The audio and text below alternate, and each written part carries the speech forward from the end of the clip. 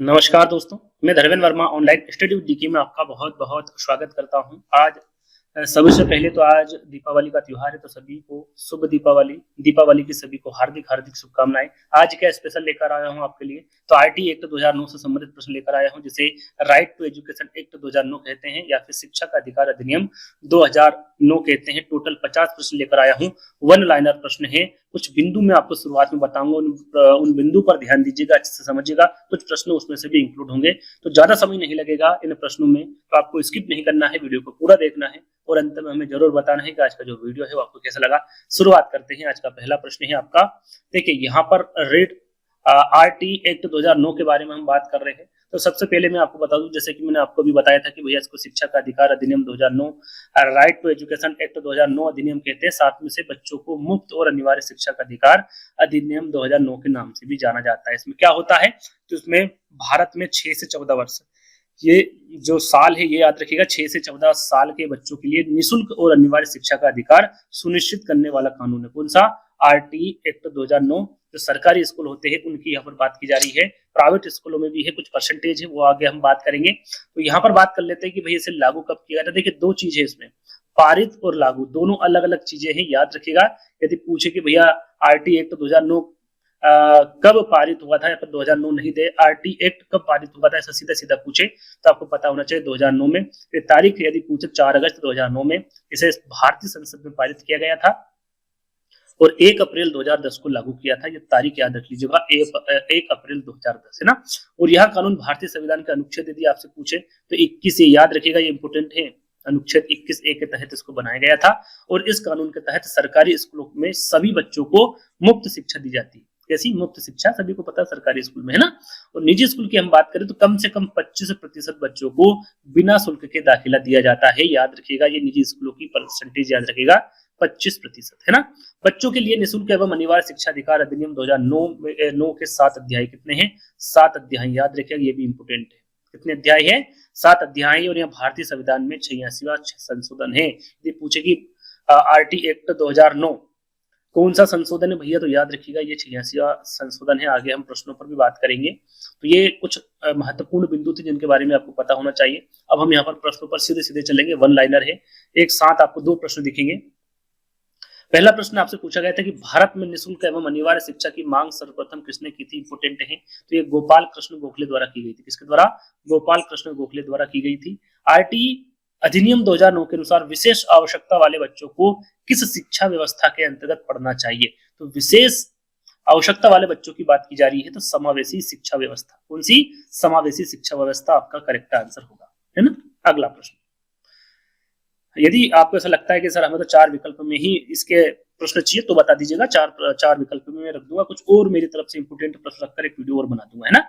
50 की जगह हम और वीडियोस और प्रश्न ऐड कर लेंगे या फिर कम प्रश्न कर लेंगे। यदि आपको 4 विकल्प में चाहिए तो भी बता दीजिएगा। तीसरा प्रश्न, निःशुल्क एवं अनिवार्य शिक्षा का अधिकार 2009 में अनिवार्य शब्द का अर्थ क्या? यहाँ पर देखिए अनिवार्य शब्द का अर्थ से पूछे तो वो होता है आपका उचित सरकारी दाखिला, उपस्थिति और प्रारंभिक शिक्षा की पूर्णता को सुनिश्चित करेगी। ये अनिवार्य शब्द का अर्थ होता है ना। शिक्षा के अधिकार अधिनियम के तहत प्राथमिक कक्षाओं में छात्र एवं शिक्षक का अनुपात कितना होना चाहिए? तो यहाँ पर देखिए 3 छात्रों के बीच में कितना? 1 शिक्षक होना चाहिए। ये किसके तहत है? प्राथमिक कक्षा। याद रखिएगा, यहाँ पर पूछा क्या गया? प्राथमिक कक्षाओं के अंतर्गत पूछा गया है, छात्र और शिक्षक, है ना। तो यहाँ पर छात्र 30 होने चाहिए और शिक्षक 1 होना चाहिए। 1:30 का अनुपात होना चाहिए, तो 1:30 आपका राइट आंसर होगा, है ना। चलिए, अब यहाँ पर आपसे उच्च प्राथमिक कक्षा के बारे में पूछे, जैसे कि अभी प्राथमिक कक्षा के बारे में पूछा गया था अनुपात, तो 1:30 था। यदि यहाँ पर शिक्षा के अधिकार अधिनियम के तहत उच्च प्राथमिक कक्षाओं के बारे में पूछे कि छात्र एवं शिक्षक का अनुपात कितना होगा, तो 1 शिक्षक होगा और 35 शिक्षार्थी होंगे या फिर छात्र होंगे। तो यहाँ पर ये प्राथमिक कक्षा के बारे में हो गया और ये उच्च प्राथमिक कक्षाओं के छात्र और छात्र एवं शिक्षक का अनुपात हो गया, है ना। अगला प्रश्न यहाँ पर पूछा गया है आपसे कि भारतीय संविधान में 86वां संविधान संशोधन हुआ था, कब हुआ था? जैसे कि इसके बारे में आपको बता दिया था कि आरटी एक्ट 2009 के अंतर्गत आएगा, लेकिन हुआ कब था संशोधन? तो दिसंबर 2002 में हुआ था। कब? दिसंबर 2002 में। यहाँ पर सन याद कर लीजिएगा, है ना, 2002। आरटीई 2009 के तहत शिक्षक के लिए 1 सप्ताह में न्यूनतम कितने घंटे कार्य होते हैं? यहाँ पर देखिए 1 सप्ताह में पूछे गए न्यूनतम कितने घंटे, तो होगा आपका 45 घंटे 1 सप्ताह में, है ना। आरटीई 2009 के तहत प्राथमिक स्तर पर न्यूनतम शैक्षणिक घंटे का कार्य दिवस आपको बताना है कितने होते हैं। यहाँ पर ध्यान क्या देना है, कौन से स्तर पर पूछा गया है, तो ये प्राथमिक स्तर पर पूछा गया है। शैक्षणिक घंटे और कार्य दिवस दोनों के बारे में पूछा गया है। तो शैक्षणिक कार्य आपके 800 घंटे होंगे और जो दिवस होंगे वो आपके कितने होंगे, 200 होंगे। कब होंगे, प्राथमिक स्तर पर, क्योंकि यहाँ पर देखिए उच्च प्राथमिक स्तर के अलग घंटे होते हैं, अलग दिन होते हैं। जैसे कि आरटी 2009 के तहत उच्च प्राथमिक स्तर पर न्यूनतम शैक्षणिक घंटे और कार्य के बारे में पूछे, कार्य दिवस के बारे में पूछे, तो आपको जो शैक्षणिक घंटे होंगे वो 1000 घंटे होंगे और जो कार्य दिवस की संख्या होगी वो 220 दिन होगी। यहाँ पर देखिए 200 घंटे आपके बढ़ा दिए हैं और उसमें 20 दिन बढ़ा दिए गए हैं ना। वहां पर 800 घंटे थे और 200 दिन थे ना। अगला प्रश्न, निःशुल्क एवं अनिवार्य शिक्षा आरटी के अधिकार में किस आयु वर्ग के बच्चों को रखा गया है। सरल सा प्रश्न है, इसके बारे में हमने कुछ बिंदु रखे थे, उसमें बताया था और ये आपको पता होना चाहिए। 6 से 14 वर्ष तक, कितने, 6 से 14 वर्ष तक के बच्चे, आयु वर्ग के बच्चों को इसमें रखा गया है आरटी एक्ट 2009 में, है ना। चलिए, आरटी 2009 के तहत प्राइवेट स्कूलों में कितने प्रतिशत सीटें निर्धन विद्यार्थियों के लिए आरक्षित होती है, इसके बारे में हम बिंदुओं पर भी बात की थी। कितने प्रतिशत, 25%। यदि प्राथमिक स्तर पर 150 से अधिक बच्चे हो तो इनके लिए क्या प्रावधान है। प्राथमिक स्तर यानी कि 1 से 5 तक की जो कक्षा होती है उसमें यदि 150 से अधिक बच्चे होते हैं तो उसमें एक प्रधान अध्यापक हो, साथ में कितने शिक्षक होंगे, 5 शिक्षक होंगे, याद रखिएगा। आरटी एक्ट 2009 के अनुसार कितने वर्ष के अंदर प्रत्येक बसावट के पास सरकारी स्कूल होगा। जब आरटी एक्ट 2009 लागू हुआ था उसके बाद कितने वर्षों के अंदर जो सरकारी स्कूल है उनको बनाने की घोषणा कर दी गई थी भाई कि इतने वर्ष के अंदर अंदर आपके सरकारी स्कूल बन जाएंगे।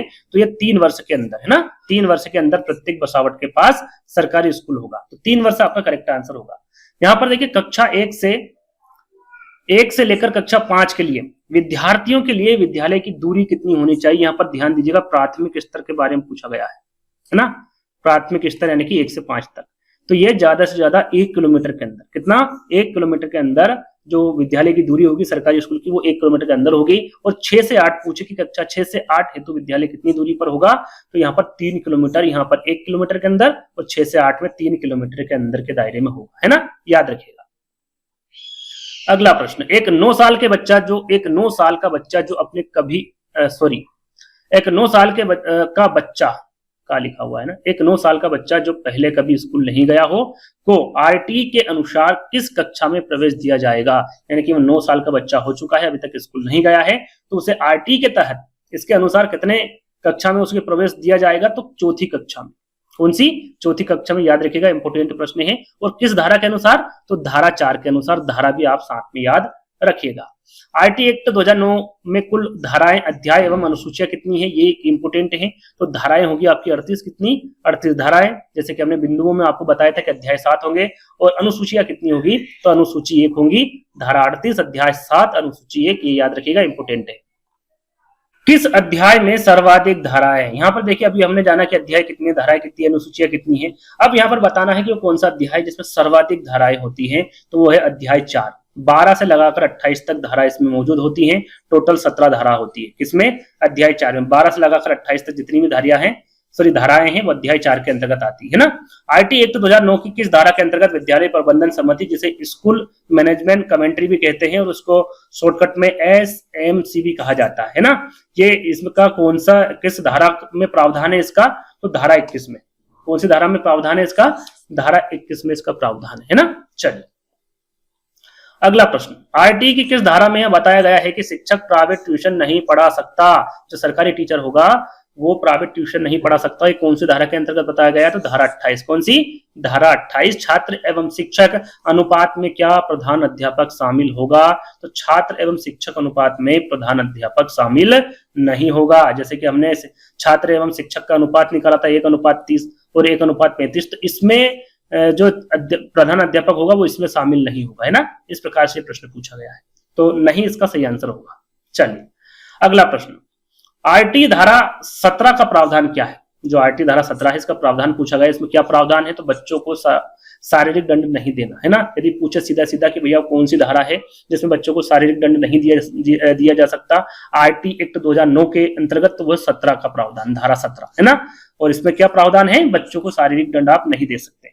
आरटी के तहत उच्च प्राथमिक स्तर पर एक अध्यापक को प्रतिदिन कितने घंटे पढ़ाना होगा। देखिए यहाँ पर उच्च प्राथमिक स्तर के बारे में पूछा गया है, एक अध्यापक को प्रतिदिन पूछा गया है तो 4.5 घंटे, कितने 4.5 घंटे पढ़ाना होगा आरटी एक्ट के तहत। चलिए अगला प्रश्न, शिक्षा का अधिकार अधिनियम 2009 किसकी वकालत करता है? तो यह समावेशी शिक्षण की वकालत करता है, याद रखिएगा, इंपॉर्टेंट है। शिक्षा का अधिकार अधिनियम ये समावेशी शिक्षण की वकालत करता है। आरटी 2009 की किस धारा में यह बताया गया है कि बच्चों को शारीरिक दंड देना और प्रताड़ित करना मना है? जैसे कि अभी हमने प्रश्न में पढ़ा था, तो ये प्रश्न को उत्तर बना दिया गया, उत्तर को प्रश्न बना दिया, तो धारा 17 है ना, वहां पर धारा 17 के अंतर्गत पूछा गया था, और जो वहां पर उत्तर था उसको यहाँ पर प्रश्न बना दिया गया है। इसी प्रकार से प्रश्न आपके एग्जाम में पूछे जाते हैं। शिक्षा अधिनियम 2009 की किस धारा में छात्र एवं शिक्षक अनुपात का वर्णन है? तो यहाँ पर धारा पूछी गई भाई छात्र एवं शिक्षक का अनुपात, जैसे कि हमने प्राथमिक स्तर में 1:30 है ना, उच्च स्तर में आपकी 1:35 थी। तो ये जो अनुपात है ये कौन सी धारा के अंतर्गत आएगा? धारा 25 के अंतर्गत आएगा, है ना, धारा 25 याद रखिएगा। कक्षा 1 से 5 तक के बालकों के संबंध में विद्यालय आसपास से कितने किलोमीटर की दूरी के भीतर स्थापित किया जाएगा? यहाँ पर 1 से 5 जैसा कि हम आपको बता भी चुके हैं, 1 किलोमीटर के अंदर अंदर, है ना, कैसे 1 किलोमीटर के अंदर अंदर। चलिए, आरटी 2009 के तहत अध्यापकों के प्रशिक्षण के लिए मानकों का विकास में लागू करने का अधिकार किसे होगा? तो केंद्र सरकार को होगा। किसे होगा? आरटी 2009 के तहत अध्यापकों के प्रशिक्षण के लिए मानकों का जो विकास हुआ लागू करने का जो अधिकार होगा वो केंद्र सरकार को होगा, यहाँ पर राज्य सरकार को नहीं दिया गया है, याद रखिएगा। उच्च प्राथमिक स्तर पर अर्थात कक्षा 6 से 8 तक कितने बच्चे होने पर प्रधानाध्यापक की नियुक्ति होगी? तो 100 से अधिक। जैसे कि हमारा अभी हमने देखा कि वो 150 से अधिक यदि बच्चे होंगे इसमें प्राथमिक स्तर पे, तो वहां पर प्रधानाध्यापक की नियुक्ति होगी। और यहाँ पर 6 से 8 तक की बात करें तो 100 से अधिक यदि बच्चे हैं तो वहां पर आपके प्रधानाध्यापक जी होंगे, यानी कि उनका अपॉइंटमेंट यानी कि नियुक्ति होगी, है ना, याद रखिएगा। चलिए अगला प्रश्न, शिक्षा का अधिकार भारतीय संविधान में किस मूल अधिकार में शामिल है? तो स्वतंत्रता का अधिकार में शामिल है आपका। इसका शिक्षा का अधिकार भारतीय संविधान के किस मूल में अधिकार में शामिल है? तो स्वतंत्रता का अधिकार। भारतीय संविधान के किस अनुच्छेद में 6 से 14 आयु वर्ग के बच्चों के लिए निःशुल्क व अनिवार्य शिक्षा का अधिकार शामिल किया गया है? तो अनुच्छेद 31 याद रखिएगा, ये सबसे ज्यादा इंपोर्टेंट है, अधिकतर एग्जाम में ये प्रश्न पूछा जाता है, तो याद रखिएगा अनुच्छेद 21A। आरटी एक्ट की कौन सी धारा अध्यापकों के कर्तव्य से संबंधित है? तो यहाँ पर अध्यापकों के कर्तव्य से संबंधित जो धारा होगी वो धारा 24 होगी। कौन सी? धारा 24। यदि प्राथमिक स्तर पर एक विद्यालय में कुल 240 बच्चे हैं तो इसके लिए कितने अध्यापक होंगे? भैया 240 बच्चे किस में? ये इंपोर्टेंट है। तो प्राथमिक स्तर पर हमने देखा था कि भाई 150 से ज्यादा यदि बच्चे हैं तो एक प्रधानाध्यापक होगा और 5 शिक्षक होंगे, लेकिन यहाँ पर 240 बच्चे हैं, है ना, तो इसमें कितने अध्यापक होंगे? तो 6 अध्यापक होंगे। कितने होंगे? टोटल 6 होंगे, ये विशेषकर ध्यान दीजिएगा। चलिए अगला प्रश्न, शिक्षा का अधिकार अधिनियम संपूर्ण देश में कब लागू किया गया? हम देख चुके हैं 1 अप्रैल 2010। कब? 1 अप्रैल 2010। निःशुल्क एवं अनिवार्य शिक्षा अधिकार अधिनियम 2009 के अनुसार 200 बालकों पर शिक्षकों की संख्या जैसे कि हमने अभी आपको बताया, फिर से आपको बता देते 150 से अधिक यानी कि 200, तो यहाँ पर कितने शिक्षक होंगे? 5 होंगे। यदि 240 है लगभग या इससे ज्यादा है तो कितने शिक्षक हो जाएंगे? आपके 6 शिक्षक हो जाएंगे, 6 शिक्षक हो जाएंगे, है ना। चलिए, निःशुल्क एवं अनिवार्य बाल शिक्षा का अधिकार अधिनियम 2009 का विस्तार किस राज्य में नहीं किया गया? तो ये जम्मू कश्मीर में नहीं किया गया। कहां पर? जम्मू कश्मीर में, है ना, याद रखिएगा। आरटीए निःशुल्क एवं अनिवार्य बाल शिक्षा का अधिकार अधिनियम 2009 की कौन सी धारा राज्य सरकार को नियम बनाने की शक्ति देती है? तो वो धारा 38। यहां पर नियम बना सकता है राज्य सरकार, लेकिन वो कौन सी धारा के अंतर्गत आएगा? तो धारा 38 के अंतर्गत आएगा, याद रखिएगा। राज्यसभा में आरटी एक्ट कब पारित किया गया था? तो यहां पर देखिए राज्यसभा में पूछा गया, ये सारी चीजें इंपोर्टेंट हैं। पारित कब किया गया था? तो 20 जुलाई 2009 को। कब किया गया था? देखिए राज्यसभा की पूछे तो 20 जुलाई 2009, यानी कि आपको यहाँ पर तारीख याद रखना 20 जुलाई, है ना। आरटी की लोकसभा में कब पारित किया गया था? 4 अगस्त 2009। लोकसभा की पूछे 4 अगस्त 2009 और राज्यसभा की पूछे तो 20 जुलाई 2009, है ना। दोनों को आपको ध्यान में रखना है।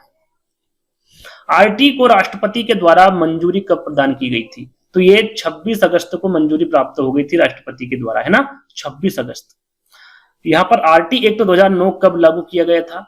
जम्मू एंड कश्मीर को छोड़कर, तो 1 अप्रैल 2010, जैसा कि हम अभी आपको बता चुके हैं, है ना। अगला प्रश्न, एसएमसी के बारे में आपको बता चुके हैं भैया। इसके अध्यक्ष के बारे में यहाँ पर पूछा गया है। तो एसएमसी का अध्यक्ष कौन होता है? तो वहां जो अभिभावक होते हैं, जो बच्चे पढ़ते हैं, उनके जो माता पिता होते हैं, उन्हीं में से अध्यक्ष चुना जाता है। तो अभिभावक आपका करेक्ट आंसर होगा। एक प्राथमिक विद्यालय कक्षा 1 से 5 तक में कुल 62 विद्यार्थी हैं। कितने हैं? 62 विद्यार्थी हैं। आरटी अधिनियम 2009 के अनुसार वहां कितने शिक्षक उपलब्ध कराने होंगे? देखिए 1 से 5 तक 62, तो कितने हो जाएंगे? 3 हो जाएंगे। जैसे कि हमने जाना कि 150 प्लस में कितने शिक्षक बताए थे आपको? 5 बताए थे, इससे कम है, यानी कि मात्र 62 विद्यार्थी है। तो इसमें कितने शिक्षक की आवश्यकता होगी? कितने उपलब्ध कराने होंगे? अधिनियम 2009 के अनुसार 3 शिक्षक, है ना, याद रखिएगा। एक प्राथमिक शिक्षक को शिक्षक और तैयारी के लिए कितने कार्य घंटे प्रति सप्ताह आरटी एक्ट 2009 के अंतर्गत विहित किए गए हैं? तो इसके बारे में भी आपको बता चुके हैं, 45 घंटे। कितने? 45 घंटे, है ना। भारत सरकार ने बच्चों के लिए मुफ्त अनिवार्य शिक्षा अधिकार अधिनियम किस वर्ष लागू किया गया था? तो ये 1 अप्रैल 2010 को लागू किया गया था। आगे हम बात करेंगे कि भारत शिक्षा को बच्चों का मौलिक अधिकार घोषित करने वाला विश्व का कौन सा देश बन गया है? तो ये 135वां देश बन गया है। ये इंपोर्टेंट है, ध्यान दीजिएगा। कौन सा देश? 135वां देश बन गया है। शिक्षा के अधिकार की प्रकृति होती है तो संवैधानिक होती है, इस पर भी गौर कीजिएगा। शिक्षा के अधिकार की प्रकृति कैसी होती है? संवैधानिक होती है। आरटी के तहत किस कक्षा तक बालक को रुकाया या फिर निष्कासित नहीं किया जा सकता? तो कक्षा 8 तक। ना तो आप उसको रोक सकते हैं और ना ही उसे निष्कासित कर सकते हैं, कक्षा 8 तक। उसके बाद जो भी होगा वो आगे वाले जानेंगे, है ना। लेकिन कक्षा 8 तक आप ना तो निष्कासित कर सकते हैं ना ही रोक सकते हैं। निजी स्कूलों में गरीब बच्चों के लिए सीटें आरक्षित कितनी है? 25%, जैसा कि आपको बता चुके हैं। अगला और लास्ट प्रश्न है, निःशुल्क एवं अनिवार्य शिक्षा को मूल अधिकार के रूप में किस अनुच्छेद में जोड़ा गया है? तो इसके बारे में भी आपको बता चुके हैं, अनुच्छेद 21A। तो यहीं पर आपके टोटल जो 50 प्रश्न थे वो यहीं पर समाप्त होते हैं। आज का वीडियो आपको कैसा लगा कमेंट के माध्यम से आप जरूर बताएगा। लगभग 4 से 5 प्रश्न आपकी रिपीट हुए हैं इस वीडियो में, तो उसके लिए हम क्षमा चाहते हैं। आगे इस प्रकार के प्रश्न नहीं रखेंगे, रिपीटेड प्रश्न, है ना। तो कमेंट्स के माध्यम से जरूर बताएगा कि आज का वीडियो आपको कैसा लगा। यदि अच्छा लगे तो लाइक करना है, चैनल को सब्सक्राइब कर लेना है और कमेंट करके जरूर बताना, है ना। तो जल्द ही दोस्तों एक नए वीडियो के साथ मिलेंगे, जब तक के लिए धन्यवाद।